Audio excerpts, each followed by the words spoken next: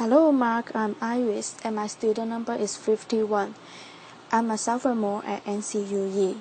Today I'm going to read a speech. The title is My Green School Dream and the speaker is John Hardy. I grew up in a very small village in Canada and I'm an undiagnosed dyslexic.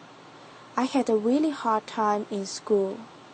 In fact, my mother told me eventually that I was the little kid in the village who cried all the way to school. I ran away. I left when I was 25 years old to go to Bali. And there I met my incredible wife, Cynthia, and together over 20 years, we built an amazing jewelry business. It was a fairy tale. And then we retired. Then she took me to see a film that I really didn't want to see. It ruined my life. Laughter. The Inconvenient Truth and Mr. Gore. I have 4 kids, and even if part of what he says is true, they are not going to have the life that I had. And I decided at that moment that I would spend the rest of my life doing whatever I could to improve their possibilities. So here's the world, and here we are in Bali. It's a tiny little island, 60 miles by 90 miles. It has an intact Hindu culture.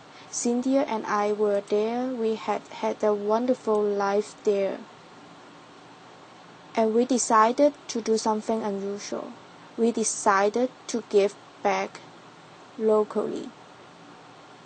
And here it is. It's called the Green School. I know it doesn't look like a school, but it is something we decided to do, and it is extremely green. The classrooms have no walls. The teacher is writing on a bamboo backboard. The desks are not square. At Green School, the children are smiling, an unusual thing for school, especially for me, and we practice holism. And for me, it's just the idea that if this little girl graduates as a whole person, chances are she will demand a whole world to live on. Our children spend 181 days going to school in a box.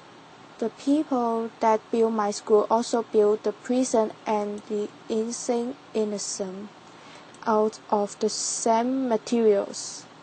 So, if this gentleman had a holistic education, would he be sitting there? Would he have had more possibilities in his life? The classrooms have lateral lines. They are beautiful. They are bamboo.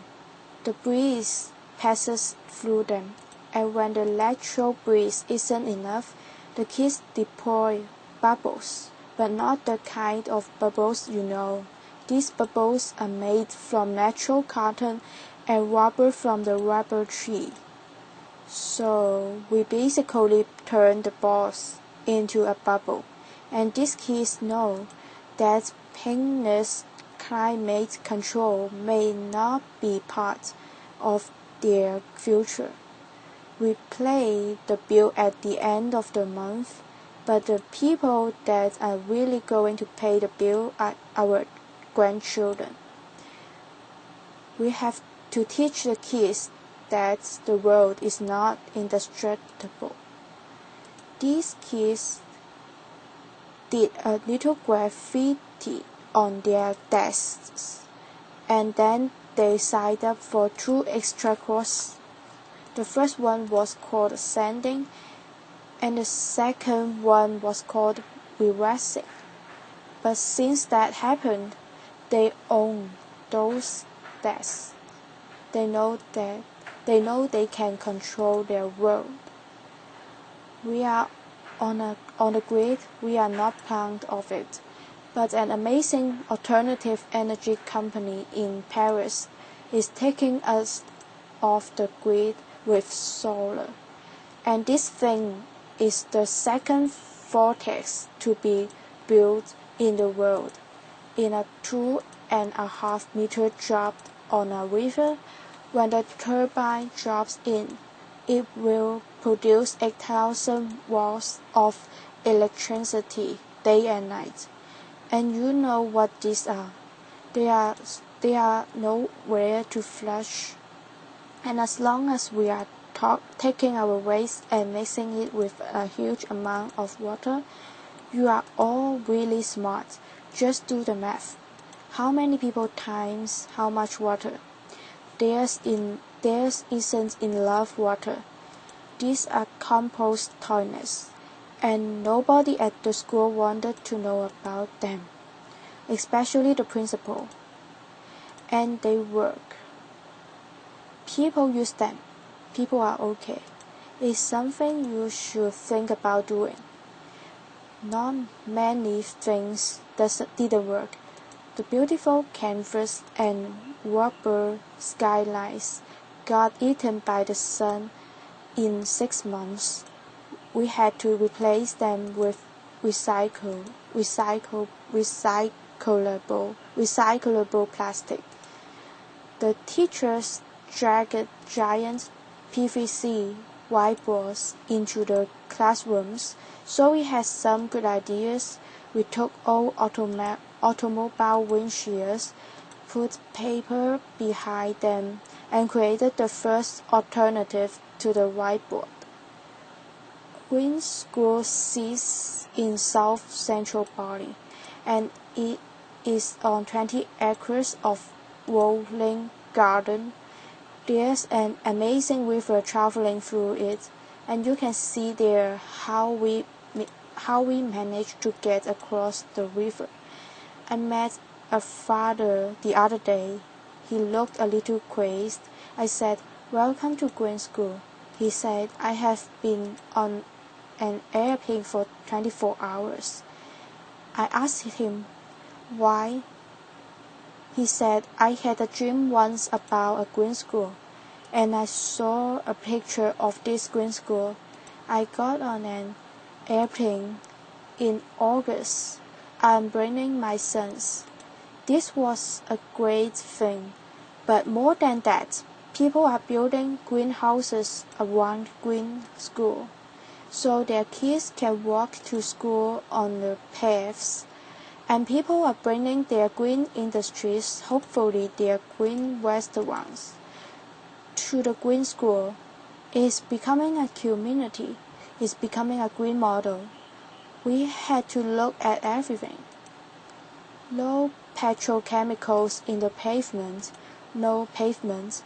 These are volcanic storms laid by hand.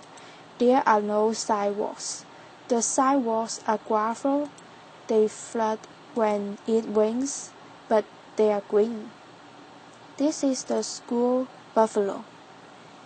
He is planning to eat their friends for dinner. All the friends at green school are green. And when the kindergarten kids recently moved their gate, they found out the fence was made out of tapioca. They took the tapioca roots up to the kitchen, sliced them thinly, and made delicious chips. Landscaping, we managed to keep the garden that was there running right up to the edge of each of the classrooms. We dropped them gently in. We made space for these guys who are Bali's last black pigs, and the school cow is trying to figure out how to replace the lawnmower on the playing field. These young ladies are living in a wise culture, but they know something that few people know in a wise culture. They know how to plant organic rice. They know how to look after it. They know how to harvest, and they know how to cook it. They are part of the wise cycle, and these skills will be valuable for them in their future. This young man is picking organic vegetables. We feed 400 people lunch every day, and it's not a normal lunch. There's no gas. Local Balinese women cook the food on sawdust burners using secrets that only their grandmothers know. The food is incredible. Green School is a place of pioneers, local and global, and is a kind of microcosm of the globalized world. The kids are from 25 countries. When I see them together, I know that they are working out how to live in the future. Green School is going into its third year with 160 children. It's a school where you do learn reading. One of my favorites, writing. I was bad at it. Arithmetic. But you also learn other things. You learn bamboo building. You practice ancient Balinese arts.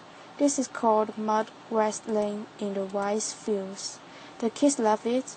The mothers aren't quite convinced. Laughter. We have done a lot of outrageous things in our lives. And we said, okay, local, what does local mean? Local means that 20% of the population of the school has to be Balinese. And this was a really big commitment, and we were right. And people are coming forward from all over the world to support the Balinese Scholarship Fund because these kids will be Balinese next green leaders. The teachers are as diverse as the students' body, and the amazing thing is that volunteers are popping up. A man came from Java with a new kind of organic agriculture. Our women came from Africa with music. And together these volunteers and the teachers are deeply committed to creating a new generation of global green leaders. The Green School, in fact, we don't know what it is. We need someone to come and study it. But what's happening? Our learning different kids dyslexic, we have named them prolexic, and doing well in these beautiful, beautiful classrooms. And all the kids are thriving. And how did we do all this? On giant grass. It's bamboo. It comes out of the ground like a tree. It grows as high as a coconut tree in 2 months, and 3 years later it can be harvested to build buildings like this. It's as strong and dense as teak, and it will hold up any wolf. When the architects came, they brought us these things, and you have probably seen things like this. The yellow box was called the administration complex. Laughter. We squashed it, we rethought it, but mainly we renamed it the heart of school, and that changed everything forever. It's a double helix. It has administrators in it and many, many other things. And the problem of building it, when the Balinese workers saw long reams of plans, they looked at them and said, "What's this?" So we built big models. We had them engineered by the engineers, and Balinese carpenters like this measured them with their bamboo rulers, selected the bamboo, and built the buildings using age-old techniques, mostly by hand. It was chaos, and the Balinese carpenters want to be as modern as we do, so they used metal scaffolding to build the bamboo building. And when the scaffolding came down, we realized that we had a cathedral to green and a cathedral to green education. The heart of school has 7 kilometers of bamboo in it. From the time the foundations were finished, in 3 months it had roofs and floors. It may not be the biggest bamboo building in the world, but many people believe that is the most beautiful. Is this doable in your community? We believe it is. Green School is a model we build for the world, is a model we build for Bali, and you just have to follow these simple rules. Be local, let the environment lead, and think about how your grandchildren might build.